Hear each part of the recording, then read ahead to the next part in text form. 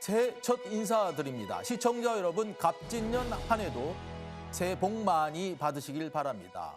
올 한 해도 덕큐에선 이 시대 각 분야의 리더들의 이야기를 더욱 생생하게 전달해 드리도록 하겠습니다. 오늘의 초대 손님은 이분입니다. 우리나라 과학기술의 최상위 컨트롤 타워로 국가과학기술자문회의가 있습니다. 이곳의 부의장을 맡고 계신 분입니다. 과학기술계 입장을 대변하면서도 정부의 쓴소리도 마다하지 않는다는 이우일 부의장 모시도록 하겠습니다.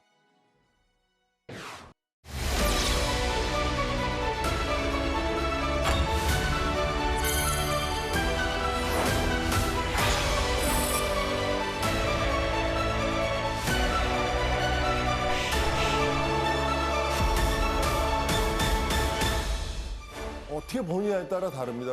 눈에 보이는 건 25조, 26. 올해 약간 줄었습니다.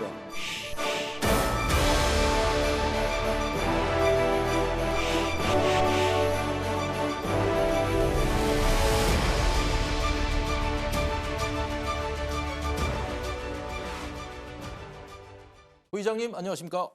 네, 안녕하십니까? 네, 국가과학기술자문회의.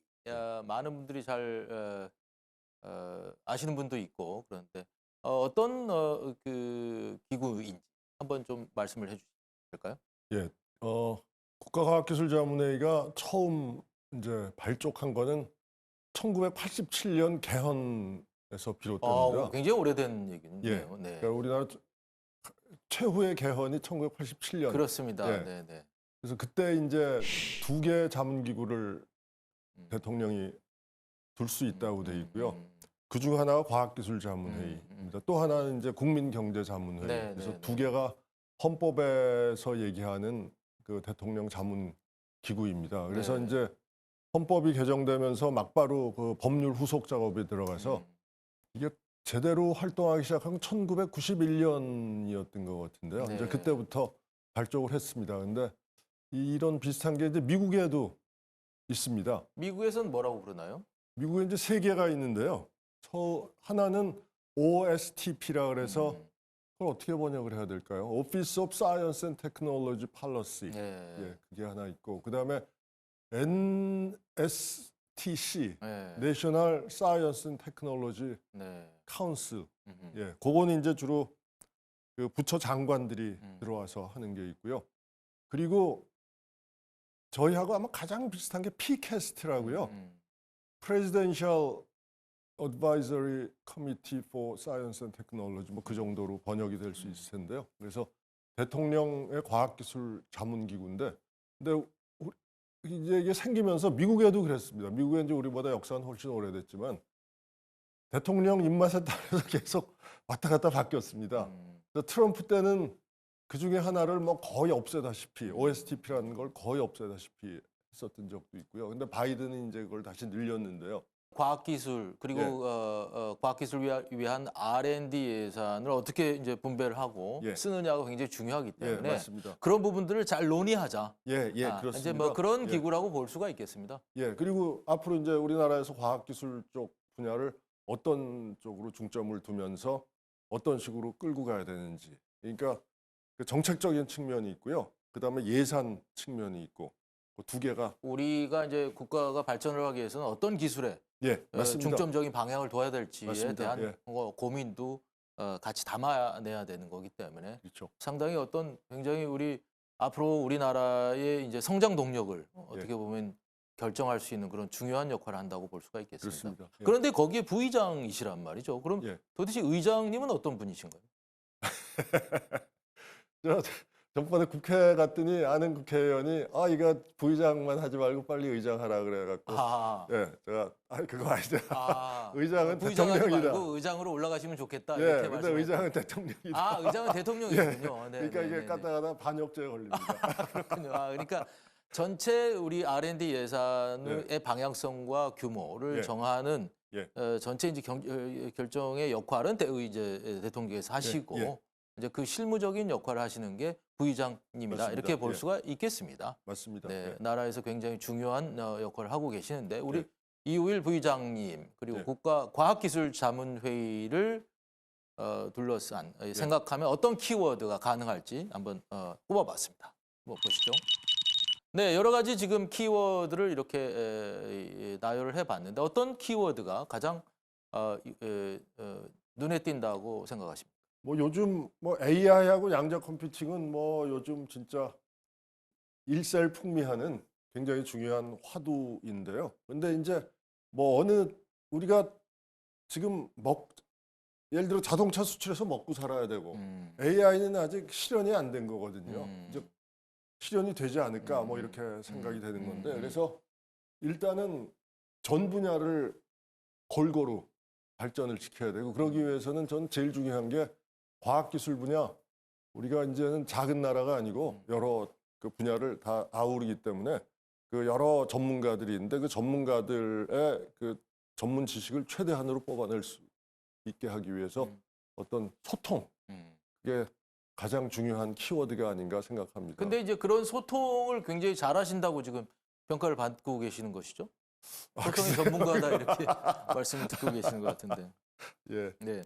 어떨 때는 이제 그 소통이라는 부분들이 많은 그 주체들이 생각하는 예. 그런 중요한 점들을 정확하게 듣고 예. 또 그걸 전달하는 예, 또 맞습니다. 같이 이제 공유하는 예. 그런 것이라고 볼 수가 있겠는데요. 예, 예, 그렇습니다. 그래서 어느 한쪽에 치우치면 안 된다고 생각하거든요. 예, 그래서 정확하게 현실을 파악하고 그러기 위해서는 뭐 해외 그 사정도 조금 알아야 될 거고 뭐 책도 좀 봐야 될 거고 그래서 그렇습니다. 노력은 하고 있습니다. 예. 사실은 그 방향성을 정하고 결정하는 것은 예. 굉장히 중요한 또 그러면 어려운 일일 것이라고 생각이 되는데 말이죠. 예. 우리 지금 국가 예산이 지금 이 내년도 예. 과학기술 분야의 예산이 어느 정도 예정이 되어 있습니까? 아, 그게 이제 논란이 많은데 네, 네, 30조가 조금 넘었다가 네. 지금은 이게 어떻게 보느냐에 따라 다릅니다. 근데 하여튼 그 눈에 보이는 건 25조, 26조 네, 그 정도로. 네. 예. 근데 이제 이 줄었습니다. 그 R&D 예산이 그동안 좀 우리나라가 많이 이제 배정을 많이 하다가 예. 최근 들어서는 좀 R&D 예산이 조금 뭐 줄어드는 그런 경향을 보이고 있나요? 최근이 아니라 올해 좀 줄은 셈인데요. 네. 작년까지는 계속 늘었습니다. 그래서 우리나라가 GDP 대비 그 R&D 예산 세계 1위, 2위 뭐 이렇게 이스라엘하고 이제 다투고 전체적인 규모도 5위, 6위 정도에서 굉장히 많이 이제 그 투자를 했는데요. 근데 올해 약간 줄었습니다. 예, 그래서 많은 분들이 이제 그거를 또 걱정하는 분들도 계시고 뭐 약간의 저항도 있고 뭐 그렇습니다. 예. 이제 그 예산 규모를 결정하시는 국가과학기술자문회의 부의장으로서 예. 그럼 그런 올해의 상황, 그러니까 작년 예산 결정의 상황들을 어떻게 말씀하시고 싶으십니까? 저는 왜냐면 우리가 이제 상당 부분 과학기술 예산의 예, 경쟁력이 높아졌기 때문에 예. 그걸 좀 규모를 줄이더라도 그걸 그 효율성 있게 예. 그걸 운용하는 게 낫다고 판단하시는 것이죠. 효율의 문제도 있습니다만 네. 저는 그 어떤 패러다임 문제가 더 개인적으로는 네. 더 중요하다고 생각하는데요. 왜냐하면 그 2010년도에 그때 국가과학기술위원회라고 조직이 잠깐 만들어졌다가 없어졌죠. 이명박 정부 때였던 것 같은데 그때 보고서가 나갔었는데 그 보고서에 이렇게 쓰여 있습니다. 우리나라가 빨리 그 R&D 시스템 전환을 하지 않으면 굉장히 세계적으로 뒤처질 것이다. 그게 10몇 년 전인데요. 아직도 똑같은 얘기를 하고 있거든요. 그래서 계속 미뤄왔던 겁니다. 근데 그 미뤄왔던 걸 더 이상은 미룰 수가 없게 됐어요. 왜냐하면 지금 보십시오. AI, 뭐 양자 컴퓨팅에서 듣도 보도 못한 기술들이 막 튀어나오고 누가 제일 잘하는지도 모르는데 그거를 옛날 우리가 하던 식으로 옛날 우리가 하던 식은 미국에서 개발해 놓으면 빨리 쫓아가서 그거를 나쁜 말로 하면 베끼는 거고 하여튼 뭐 그렇게 하지 않았습니까? 물론 우리가 처음으로 나간 것도 있습니다만 우리가 진짜로 처음으로 나간 건 사실은 거의 없습니다. 예. 그래서 그런 이제 근데 너무 익숙해져 있거든요. 그래서 국가적인 그 예산 배분 시스템도 거기에 아주 초점이 맞춰져 있습니다. 그래서 매해 기재부에서 예산을 얼마씩 배분하고 부처별로 나눠주고 이제 그러면 니네들이 뭐 할 건가 적어내라. 그러면 적어내면 그걸 1년 동안 해서 성과 평가하고. 근데 이제는 그게 안 되는 거거든요. 왜냐하면 미국도 AI가 어떻게 튈지 양자 컴퓨팅이 어떻게 될지 아무도 모릅니다, 지금. 그렇다면 그런 우리 그 국가 R&D 예산의 전체적인 방향성을 예.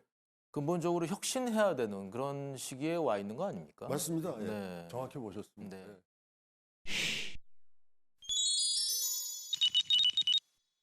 예. 옛날에 우리가 워낙 과학기술 쪽에 그 수준이 낮았을 때는 그렇게 할 수밖에 없었어요. 예전에 경제기획원이죠. 지금은 기획재정부고요. 거기서 그 모든 정부의 그런 과학기술 관련된 그런 것들을 컨트롤을 굉장히 타이트하게 하는 거죠. 예.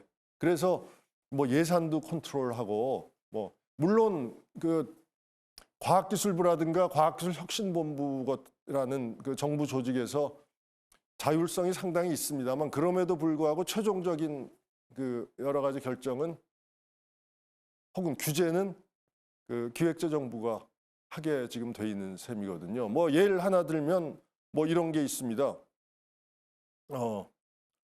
모든 국가 예산은 1월 1일부터 뭐 12월 31일까지 집행을 해야 되니까 30조의 모든 그 과학기술 예산은 뭐 예를 들어서 2월, 3월에 전부 다 결정이 돼야 됩니다.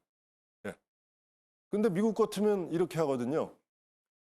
어떤 거는 1월에 하고 어떤 건 12월에 하고 필요에 따라서 융통성 있게 합니다. 근데 우리는 그런 융통성이 허용이 안 되는 거죠. 예. 근데 옛날 같으면 뭐 그게 더 효율적이었을 수도 있겠습니다. 한꺼번에 쫙 해서 남들 따라가는 거니까 한꺼번에 쫙 해서 야 이거 하자 해갖고 1년 동안 열심히 해서 성과 보고 또 그 다음에 하자 이렇게 되는데 지금은 어떤 성과가 어디서 어떻게 나올지 아무도 모르는 그런 상황이기 때문에 이제 그런 것들이 좀 바뀌어야 되는 거죠. 근데 아직까지도 우리는 그걸 바꾸지 못하고 있거든요. 그래서 그걸 좀 바꾸자고 그 제안을 한 상태고 뭐 대통령께서도 수긍을 하시는 것 같은데 또 정부 부처별로 여러 가지 문제들이 있기 때문에 하여튼 뭐 최대한도로 노력을 해보려고 합니다.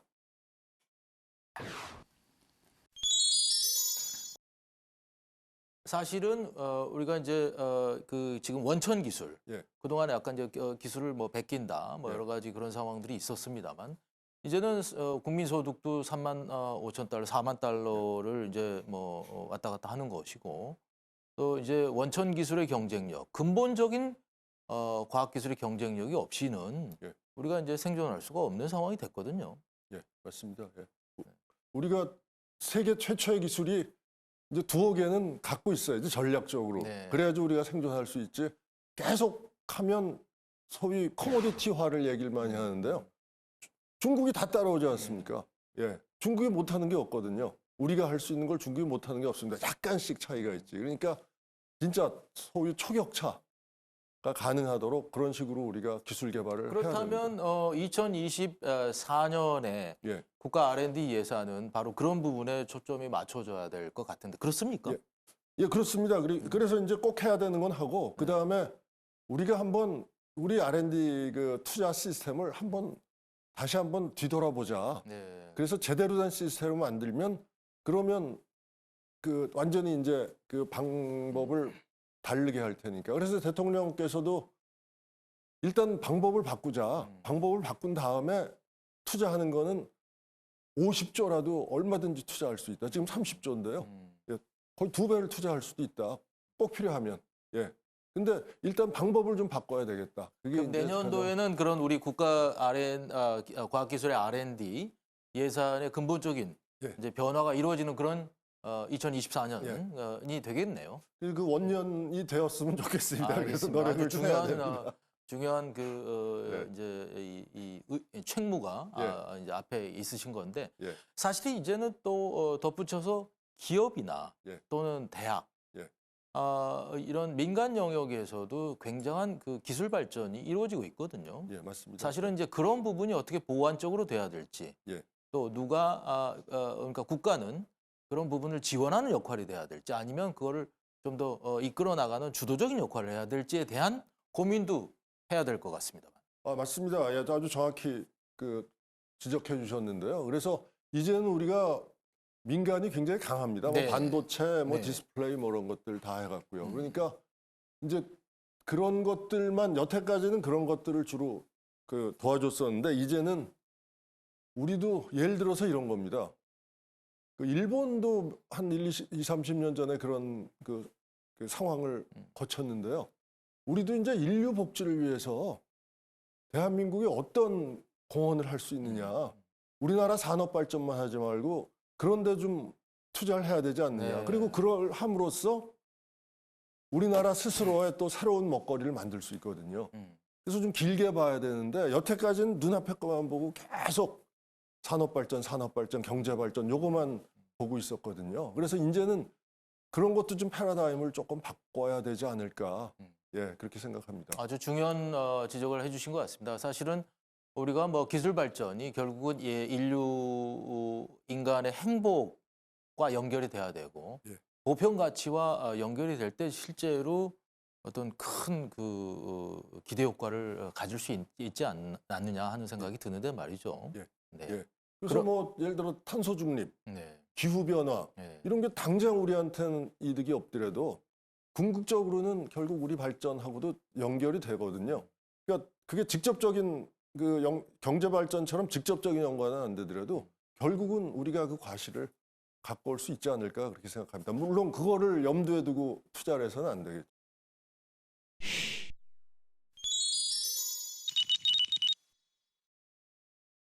이노베이션 파워라 그러면 그야말로 그 혁신이 국가의 그 미래를 결정짓는다. 예. 그리고 모든 것들은 이제 혁신이 그 좌지우지하는 혁신이 지배하는 세상이 될 거다 하는 그런 뜻인데요. 그래서 이제 이노베이션을 얼마나 그 강력하게 우리가 할 수 있는 체제를 가지고 있는가가 결국 국가의 경쟁력과 관련이 된다는 뭐 그런 뜻입니다. 그래서 예를 들어서 그 에릭 슈미트 아시죠? 구글 CEO.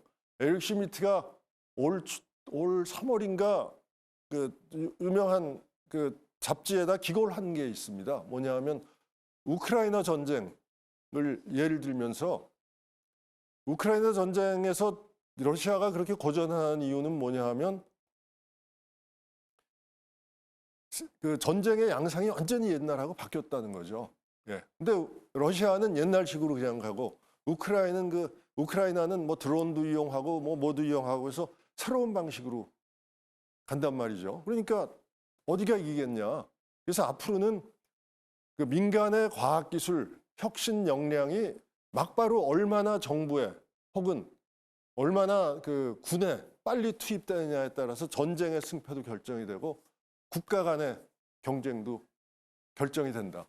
뭐 이런 식으로 이제 글을 쓴 적이 있었는데 저는 뭐 거기에 전적으로 공감합니다. 그래서 앞으로는 그 사이클이 훨씬 더 빨라지지 않을까. 예, 그렇게 생각합니다.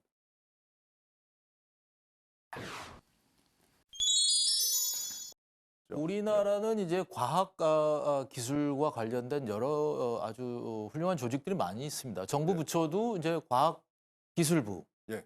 과학기술부라고 돼 있죠. 예. 여기가 굉장히 그 위상이 있고 예. 또 여러 가지 이제 그 협력 단체들도 많이 있고 하는데 맞습니다. 예. 그런 부분에 그러니까 정부 조직 예. 또 정부 유관 조직에서 좀 변화가 돼야 될 필요성은 없습니까? 그래서 이제 과학기술이 이제 그렇게 완전히 패러다임을 바꾸려면 지금처럼 해서는 좀 곤란하다. 무슨 말씀이냐 하면요. 우리나라 그 과학기술 연구개발 투자하는 부처가 16개, 17개 이 정도 되는데 네. 각각 모든 부처가 전부 프로그램을 갖고 있습니다. 예를 들면 과학기술부만 갖고 있는 게 아니고 맞습니다. 산업자원부도 있고 예. 또 그렇죠. 벤처부도 기술벤처부도 뭐 있고 해양수산부도 있고 국토부도 있고 네, 뭐 네, 다 네. 있거든요. 그러니까 그러면서 그게 어떤 분절적으로 네. 예, 파편화돼서 진행되는 그게 굉장히 많습니다. 네. 그러니까 이제 그런 것들을 제대로 그럼 이제 거기 효율 측면이 들어가는 건데요. 네. 그게 중복되는 것도 많고 그러니까 그런 것들을 제대로 정리해서 진짜 꼭 필요한데 무엇을 할 것인가 이런 걸 제대로 나눠주지 않으면 그러면 그 중복 반복되는 일들을 피할 수가 없게 되는 거죠. 그럼 정부 조직도 내년에 좀 바꾸실 생각이신가요? 그거는 제 소관이 아니라 네, 네. 네, 그렇군요. 아마 뭐 글쎄요 뭐 총선도 영향이 있을 거고 하여튼 네, 그럴 것 같습니다. 사실은 이제 우리가 이제 그 많은 시청자분들께서 실제적으로 느끼는 것은 우리나라 뭐 대표적인 대학, 예. 예를 들면 뭐 서울대학이라든가 뭐 또 카이스트도 있고요. 또 많은 이제 지방에도 좋은 그 대학들이 있고 연세대학, 고려대학 예. 이런 대학들의 이 과학기술 예. 또는 응용과학, 뭐 기초과학 다 마찬가지입니다만은 예. 어느 정도 수준인지가 사실 많이 궁금합니다. 어떻습니까? 예, 그게 이제 어떻게 보냐에 따라 조금 다른데요. 개인적으로 우수한 분들은 전 세계 내놔도 전혀 손색이 없다고 생각합니다. 실제로 본인들도 그렇게 생각을 하고요. 근데 이제 어떤 집단으로서 대학, 예, 어떤 시너지를 거두고 해야 되잖아요. 그런 면에서는 아직 좀 저희가 그런데 뭐 일부 대학 평가들이 여러 개가 있습니다만 어떤 곳에서는 뭐 서울대학이 이 대학 순위가 밀리고 있는 모습도 보이고 이렇게 되는데 그건 어떻게 설명을 해야 됩니까? 그거는 이제 뭐 맞는 것도 있고 틀리는 것도 있는데 틀리는 것부터 말씀을 드리면요. 이 대학 평가 기관들이 거의 사업화가 돼 있습니다. 예, 영국에서부터 시작해갖고 그래서 이제 자기네들한테 조금 유리한 쪽으로 그 지표를 많이 넣는 거죠. 그래서 최근에 많이 들어가는 게 국제화입니다. 국제화 네. 지표가 굉장히 많이 들어가는데 네. 우리나라는 국제화가 약하지 않습니까? 그러니까 일본, 우리나라, 독일 이런 데는 별로 성적이 좋지 않습니다. 뭐 그럼에도 불구하고 하여튼 국제화가 추세라면 우리가 좀 따라가야 되겠죠. 예. 하여튼 우리 대학의 이 R&D 수준, 과학기술의 R&D 수준은 세계적이다. 예. 이렇게 이제 말씀을 하시는 거군요. 예. 네. 그게 이제 많은 부분이 정부의 투자 굉장히 역할을 했다고 생각을 하고요. 네. 근데 이제 하나 아쉬운 거는 뭐냐 하면 이건 뭐 이공계에만 국한된 얘기가 아닌데 하버드가 등록금이 5만 불, 6만 불 하거든요. 서울대가 달러로 치면 5천 불, 6천 불 할 그렇죠. 겁니다. 네. 그러니까 10분의 1입니다. 네, 네. 그러니까 투자를 10분의 1로 하면서 성과는 비슷하게 야 니네들 왜 하버드에 비해서 못하냐 하는 건 굉장히 좀 억울하죠. 근데 그게 10몇 년 동안 계속 돼 왔거든요. 그래서 그게 이제는 조금 바뀌어야 되지 않나. 네. 이제는 좀 바꿀 때가 되지 않았나 이제 그렇게 생각합니다. 그걸 바꾸지 않고서는 우리나라 대학 발전은 저는 뭐 감히 말씀드리면 불가능하다고 생각합니다. 뭐 이제 대학 등록금을 올려야 되겠는데 예. 그럼 많은 학생들과 또 이 학부모들께서 굉장히 좀 싫어하실 수도 있겠습니다. 그러니까 이제 차별화를 해야 되겠죠. 네, 네. 그래서 우리나라는 모든 대학이 전부 연구 중심 대학인 셈이거든요, 지금. 그러니까 연구 중심 대학은 좀 올리고 네. 교육 중심 대학은 조금 낮추고 해서 그래서 밸런스를 취하는 방법도 있을 것 같습니다.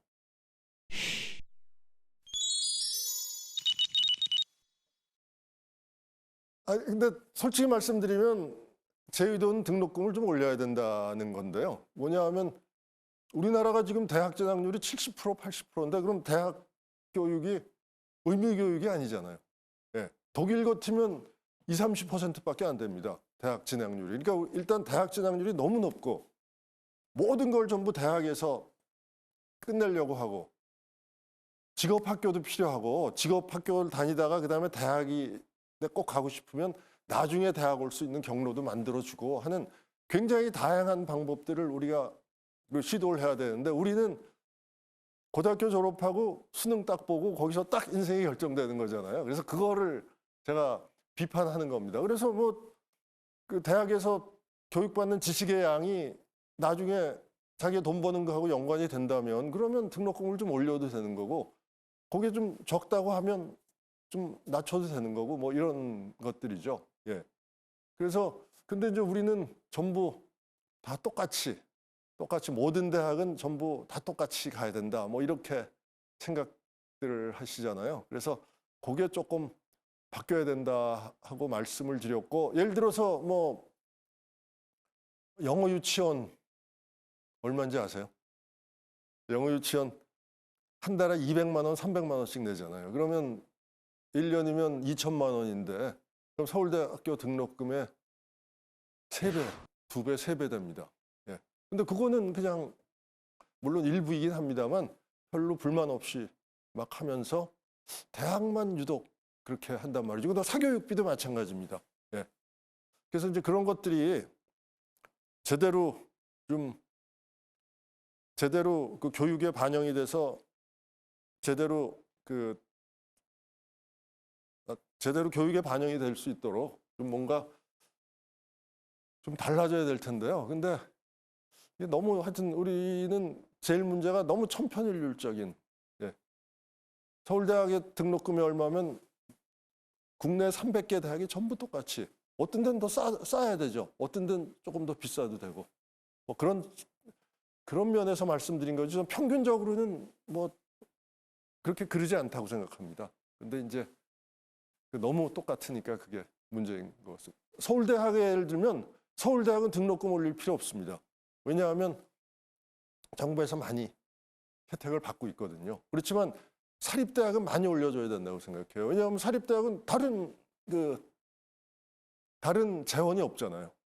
그럼 그걸로 교육을 시키려면 교육의 질이 떨어질 수밖에 없거든요. 예.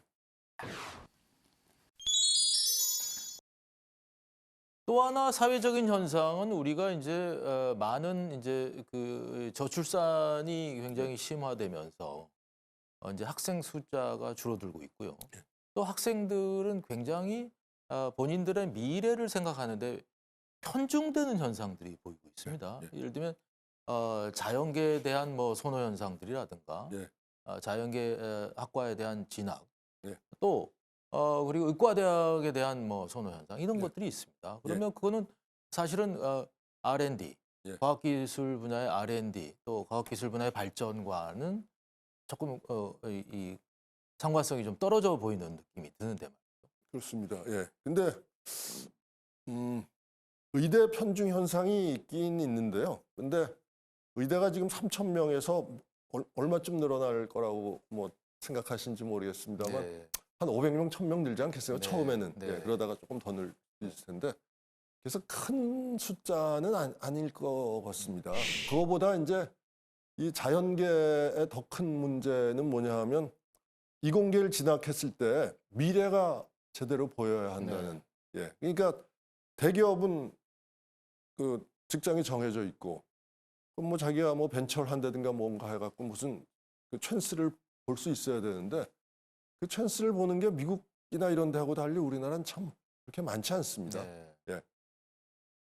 그래서 그거를 어떻게 좀 해결해 주느냐. 그래서 뭐 국내에서 해결할 수도 있을 거고 아니면 이제 해외로 나가서 예, 세계를 무대로 뛰어라 뭐 이렇게 이제 얘기할 수도 있을 텐데 하여튼 그런 시스템을 만들어 주는 게 굉장히 중요할 것 같습니다.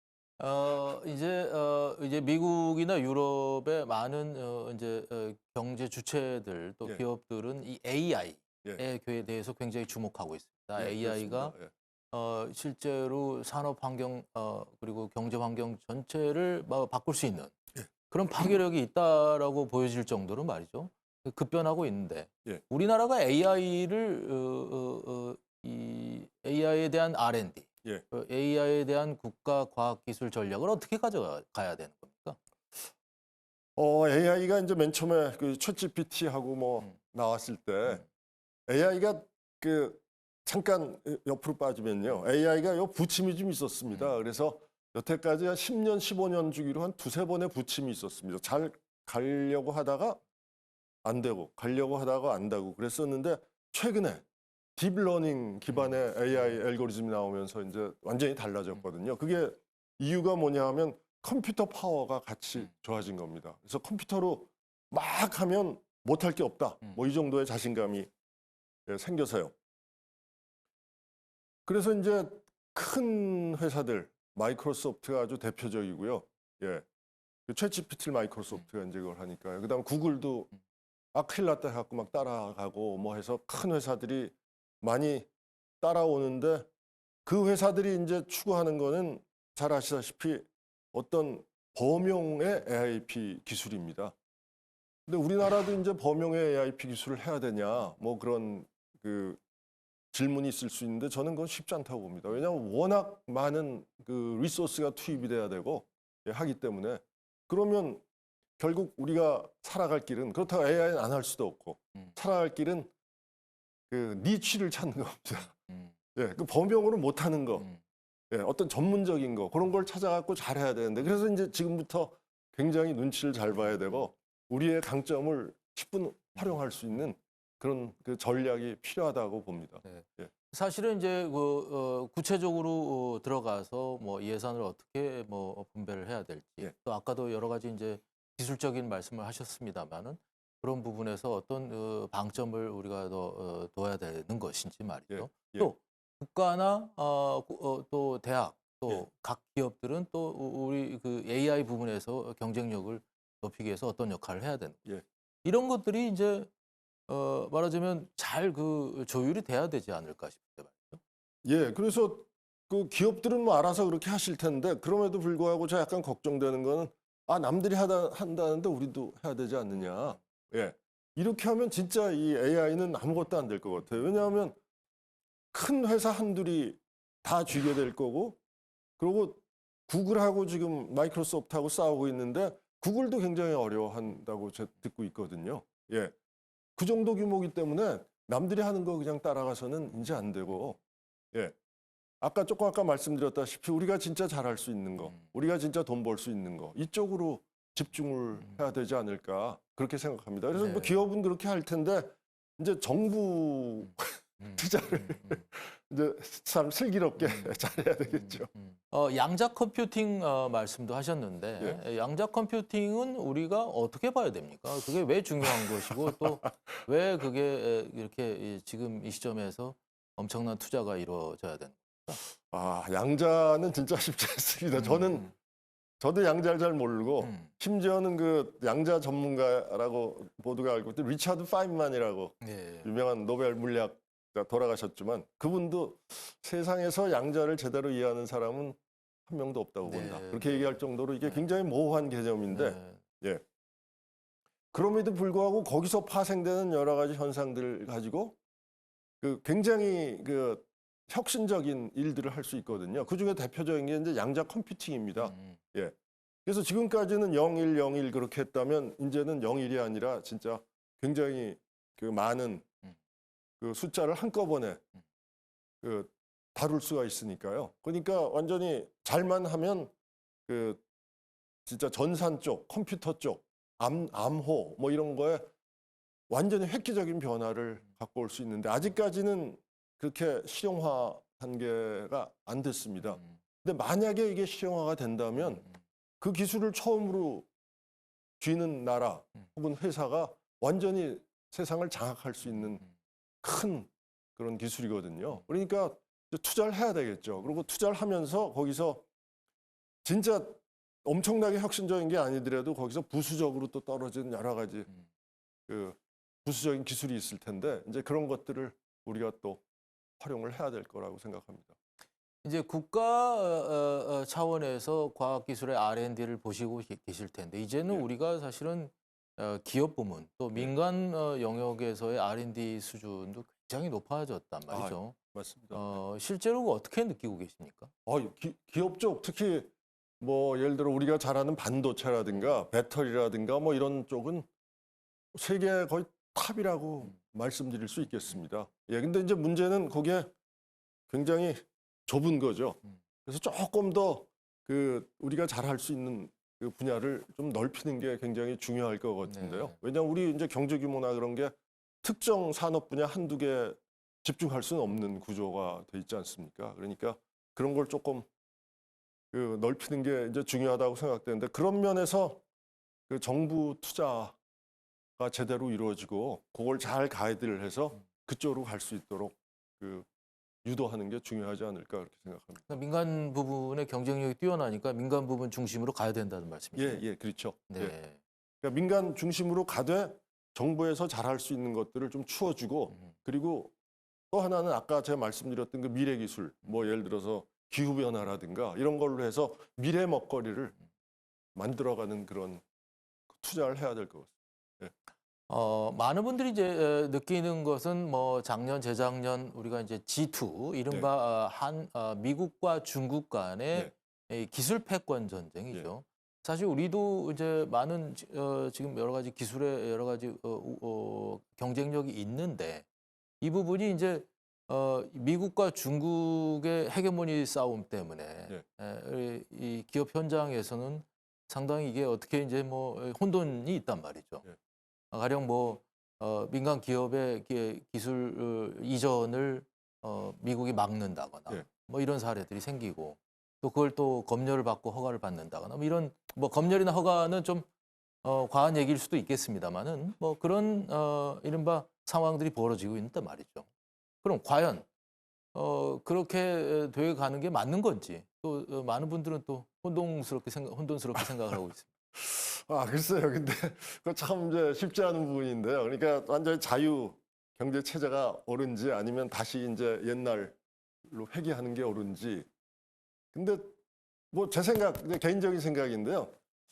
지금이 굉장히 중요한 시기인 것 같습니다. 그 옛날에 2차 대전 직후에 여러 가지 이노베이션들이 많았고 그걸 여태까지 우리가 사실 막말로 울거먹고 있는 셈이거든요. 반도체도 그때 나왔고 뭐 전자 레인지도 그때 나왔고 하여튼 여러 가지가 그때 다 나왔어요. 레이더 기술 뭐. 근데 지금까지는 그래서 그거를 조금씩 활용하고 있는 차원이었는데 요즘 다시 그런 소위 게임 체인저가 나오기 시작한 겁니다. 양자 컴퓨팅, AI 뭐 그런 것들이요.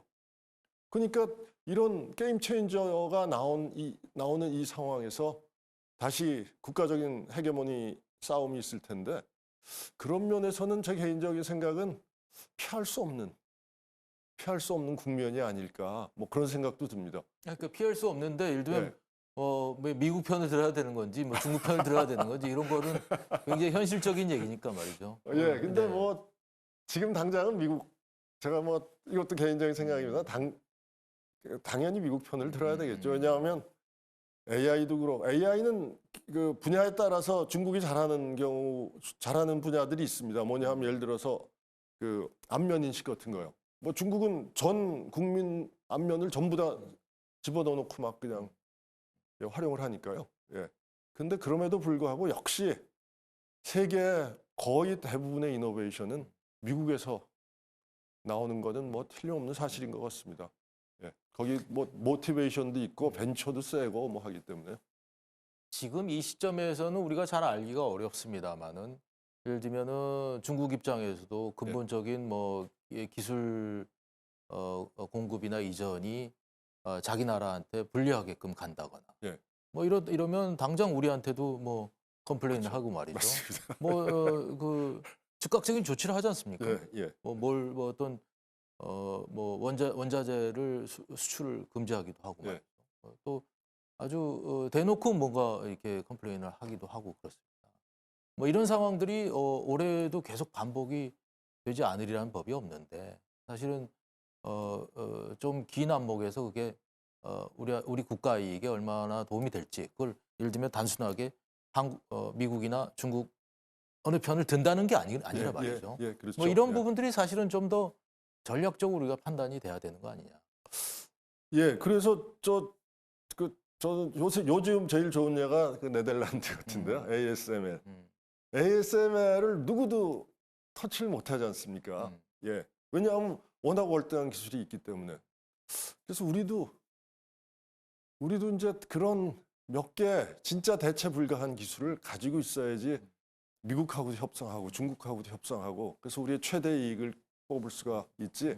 그렇지 않으면 점점 어려운 국면이 될 것 같거든요. 그러면 그런 대체 불가한 그 소버린 테크놀로지가 우리가 어떤 게 가능성이 있다고 생각하세요?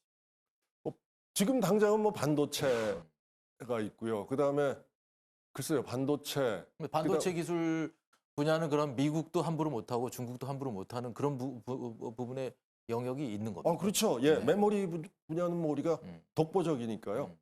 그리고 그다음에 배터리. 배터리도 지금 수요가 전기차도 있고 하이브리드도 있고 해서 굉장히 늘어나는데 우리만큼 잘하는 데가 없거든요.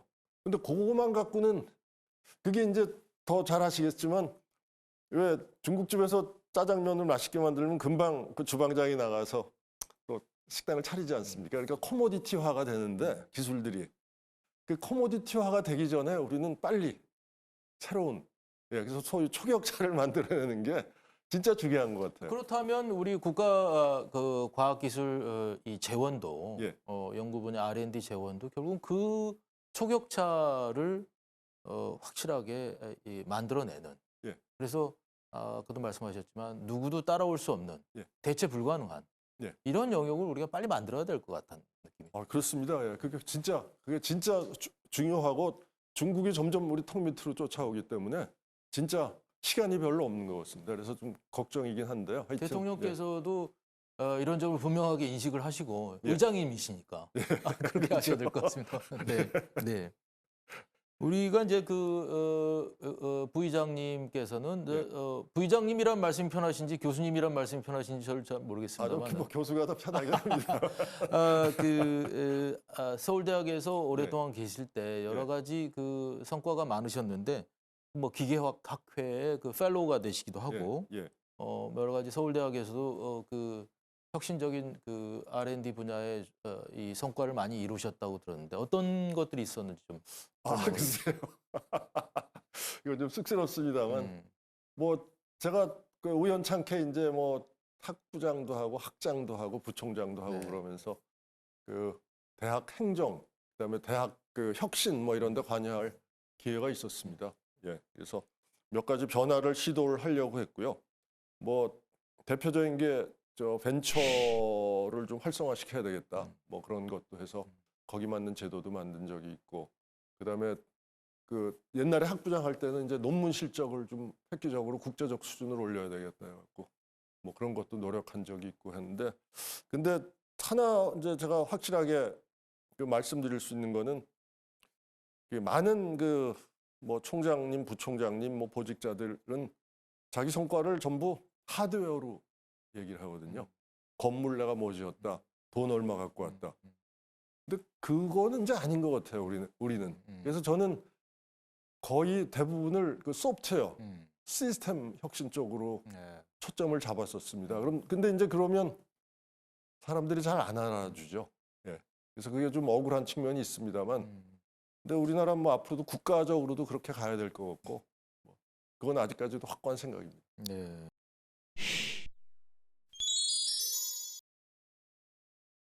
그건 제가 학부장 할 때 그 해외 석학 몇 분을 모셔갖고 저만 한 게 아니라 이제 몇 개 학부에서 같이 했는데요. 그래서 그 우리는 그 서울대학교 그때는 기계항공공학부였는데 거기에 커리큘럼도 한번 들여다보고 그다음에 연구 활동도 들여다보고 해서 며칠 동안 그분들이 계시면서 쫙 평가를 해서 그래서 이제 그 결과를 저희한테 주신 적이 있었는데 그게 굉장히 도움이 됐었거든요. 세계 그 예를 들어 기계공학에서 최고 전문가들 모셨거든요. 그러니까 그냥 말로만 한 게 아니라 진짜 뭐 예를 들어서 그 어느 대학이죠? 뭐 미시간 대학의 학과장, UCLA 학과장 뭐 이런 식으로 모셨기 때문에 그분들은 뭐 특별한 그 사전에 교감이 있었던 것도 아니고 그야말로 솔직히 느끼는 말을 그대로 얘기를 해주셔서 예, 그래서 굉장히 도움이 됐었습니다.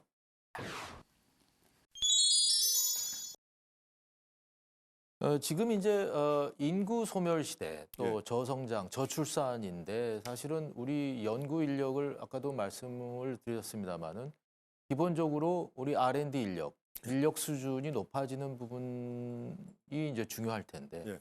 사실은 절대적으로 우리나라 국민의 전체 숫자가 줄어들고 있기 때문에 예. 이걸 다른 방식으로도 우리가 해외 인재들도 많이 유입을 하고 예. 뭐 이런 부분에 이 시도도 해야 되지 않겠느냐 하는 생각도 듭니다만. 예, 그게 이제 사실 저희 자문회의에서 굉장히 중요하게 생각하는 안건 중에 하나가 지금 말씀해 주신 바로 인구 소멸, 그다음에 인력 부족 뭐 이런 것들입니다. 예. 그래서 저도 여러 해 전부터 그 고민을 좀 했었는데요. 결국 뭐 방법은 이제 두 개죠. 해외에서 될 거거나 국내에서. 근데 이제 국내가 훨씬 더 크니까 국내에서 우리가 해결하는 게 이제 먼저일 거고요. 그래서 그거부터 잠깐 말씀드리면 결국 방안은 하나입니다. 뭐냐 하면 우리나라 지금 교육 시스템이나 이런 것들이 전부 그 논산 신병훈련소 시스템으로 돼 있거든요. 그러니까 예전에는 사람들이 많이 남았으니까 그냥 잘하는 사람 자르고 못하는 사람 자르고 중간 잘 해갖고 썼는데 이제는 그럴 여가가 없단 말이죠. 예, 그러니까 모든 그 국민을 전부 특전사 교육을 시켜서 다 주특기를 갖게 만들어야 됩니다. 그러려면 교육 시스템을 이제 바꿔야 되고요. 그래서 이제 그게 첫 번째 저희가 할 일이고 뭐 그런 이제 와중에 뭐 지방 소멸도 문제고 뭐 세대 갈등도 문제 여러 개가 있습니다만 그거는 다 해결을 해야 되고요. 그다음에 또 하나가 이제 그 방금 말씀하신 해외. 예. 근데 해외 인력을 데리고 오려면 가장 중요한 게 저는 정주 여건이라고 생각하거든요. 한국이 과연 살기에 매력적인 나라인가? 예. 제대로 보상을 받는가? 그래서 그거를 이제 바꿔야 되는데 그러려면 우리가 진짜 뼛속까지 국제화가 돼야 되지 않나 이렇게 생각합니다. 예, 영어도 뭐 좀 더 열심히 해야 될 거고 우리 문화도 우리 건 고유의 걸 지키되 외국 사람들이 제대로 좀 살 수 있도록 만들어주고 하는 K 테크놀로지 예. 또 K 사이언스 예. 이게 이제 내년에는 더욱 전 세계적으로 예. 조금 더 이 전 세계적인 아젠다로 말이죠. 예. 이렇게 좀 발전할 수 있으면 어떨까 생각하는데 그런 고민도 좀 하고 계십니까? 예, 맞습니다. 예, 그러려면 이제 우리가 세계를 리드하는 어떤 혁신적인 기술 뭐 이런 것들을 좀 개발해야 될 텐데요. 예, 그런 것들이 아직까지는 저희가 조금 약한 부분이 아닌가 그렇게 생각합니다. 왜냐하면 우리는 계속 남들을 따라서 남들보다 조금 더 잘하자 이런 식으로 지금 우리가 발전을 이룩한 거 아닙니까? 근데 우리가 진짜 남들이 전혀 생각지 못했던 세계 최초의 것을 우리가 한번 만들어 보자 하는 생각은 사실은 잘 안 했습니다. 네. 예, 그래서 이제 그거를 해야 되는데 근데 뭐 지금 세상이 워낙 빨리 바뀌고 AI 지금 아까 말씀하셨습니다만 AI가 불과 2, 3년 전하고 지금하고 얼마나 바뀌었습니까? 그렇듯이 과학기술도 굉장히 지금 빠른 속도로 변하고 있기 때문에 우리도 뭐 그 페이스를 따라서 우리 스스로 제대로 진짜 우리가 최초로 할 수 있는 그런 기술을 쉽게 만들 수 있지 않을까 그렇게 생각합니다.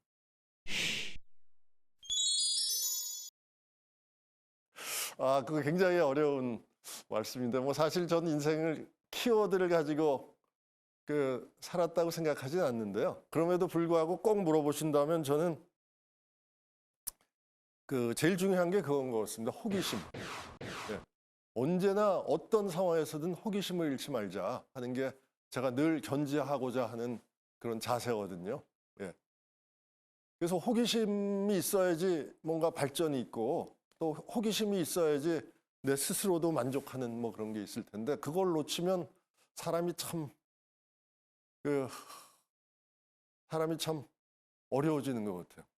그래서 뭐 학생들한테도 그렇게 얘기하고 저 스스로도 그렇게 다잡습니다만 호기심을 놓치지 말자. 그게 제 키워드가 아닌가 그렇게 생각합니다. 네. 아무쪼록 올 한 해도 과학기술 발전이 2배, 3배로 더 이루어질 수 있도록 많은 또 역할을 해주시도록 바라도록 하겠습니다. 감사합니다. 감사합니다. 예. 네, 국가 과학기술 역량이 어느 정도로 발전이 되고 또 성장하느냐는 것은 굉장히 중요한 문제인 것 같습니다. 오늘 이 시간에는 국가과학기술자문회의 부회의장을 맡고 계시는 이우일 회장님 모시고 우리 K 사이언스, K 테크놀로지에 대한 여러 가지 말씀 들어봤습니다. 시청자 여러분 감사합니다. 다음 시간에 또 뵙겠습니다.